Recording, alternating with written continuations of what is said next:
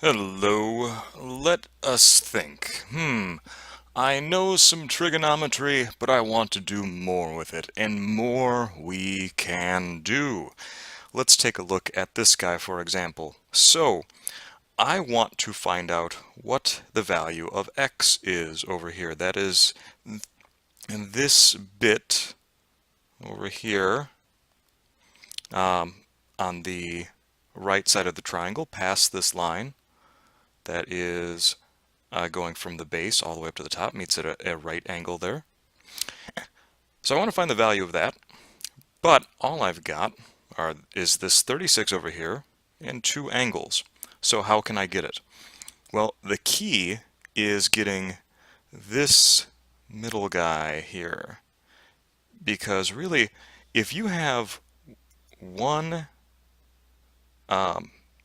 if for a right triangle, let me say that first.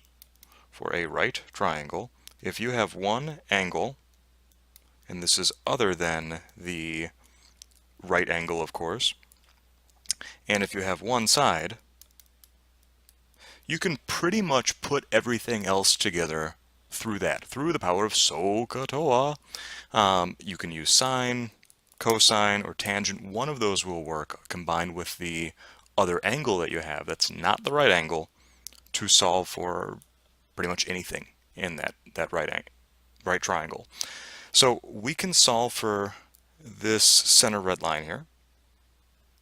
And if we can do that, then hey, then I've got one side here of this other triangle that's formed, the other right triangle, of course, because if these are perpendicular, and that's got to be a right angle too. And I can solve for x. So let's go through the process. I can start off and I say that, okay, I've got this side here, this is 36. That is the opposite of my angle over there. So I have the opposite side that I'm looking for, and I've got the adjacent side. All right, so I've got the opposite and the adjacent. Those are the two that I'm using. So my using opposite and adjacent, if I think of SOHCAHTOA, SOHCAHTOA, opposite, adjacent, that's what I've got. This is the opposite. In this case, this is the adjacent. So I would be using tangent. So tangent of 25 degrees would equal my opposite, 36, over my adjacent. And I'm just going to call that A. Okay, that's right there. I'll erase that. There, now it's A. Solve for A, and we can do that. I need to get A isolated and out of the denominator, so let's do that first. So I get A out.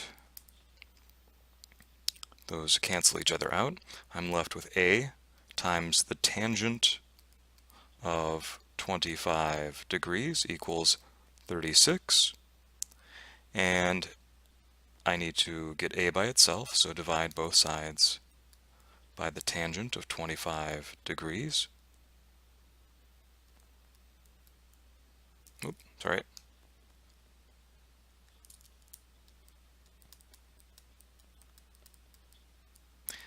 Those cancel. You're left with A equals 36 over the tangent of 25 degrees. And that gives you A equals what? Let's go to the nearest tenth. 77.2. So if A is 77.2, then we can continue working with that to solve for x. So I'll put this in red here so we know that goes to that line. 77.2 is the length.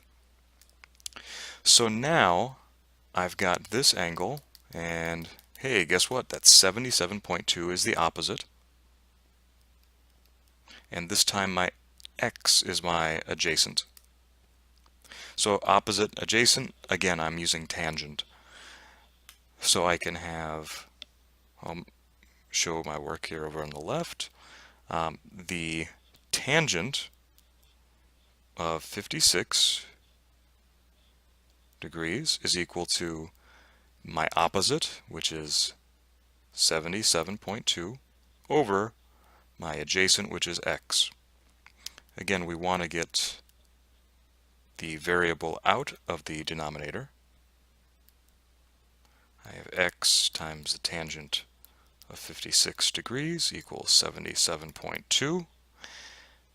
Get rid of the tangent of 56 degrees on the left. We want that out, so we have the variable isolated. Then you have x equals 77.2 over the tangent of 56 degrees. Plug that into your calculator. I'll wait this moment while you do that.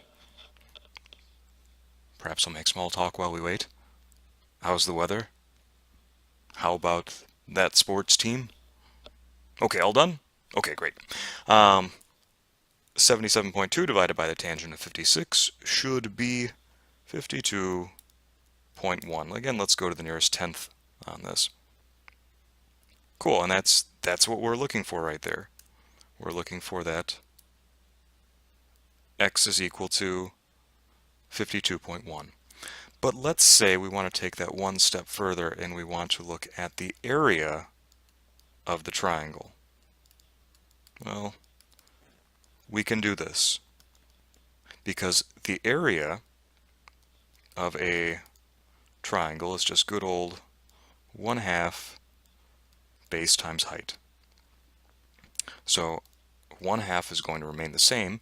My base is just going to be a combination of this 36 and x, which we said was 52.1.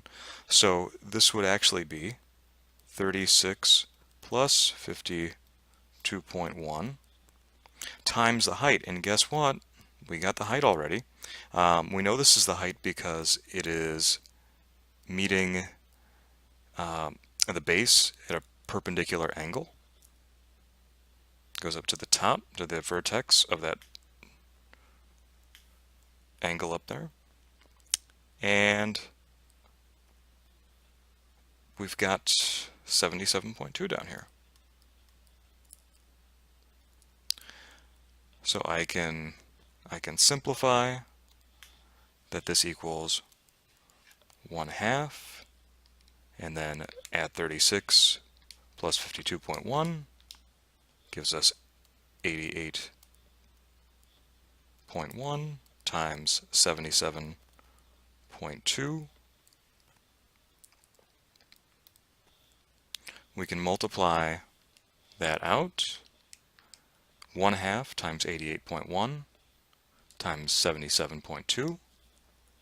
And we have a nifty 3,400 point, let's go to the nearest tenth again, 7 square units, whatever our unit happens to be here. We didn't really label it, so it's just square, whatever it may be, meters or yards, miles, whatever would float your boat in this case. Okay, so that is how to do a little bit more with the trigonometry that we know. Think about this. Remember, it doesn't just stop after you find one thing. You can continue. You can use that to build on. That is what makes good problem solving, is when you take one problem, break it down into some smaller ones, and you're able to process through it as such. Okay, we'll have some practice coming up. In the meantime, have a great day.